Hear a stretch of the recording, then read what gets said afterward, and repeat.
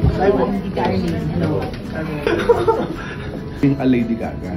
Di ba parang si Lady Gaga. Tapos siguro, di ba na understood. Kaya kayo din. Kaya pala Lady Gaga din. Okay. Al, teka, hinahon lang. Eh, di may. Napapanggap lang nata ito na bading.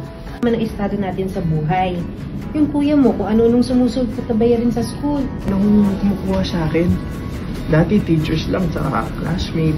Ngayon, may mga kakilala na rin nila. Kahit inuulit-ulit ko sa utak ko na bakla ka at imposibleng magkagusto ka sa akin, kinikilig pa rin ako.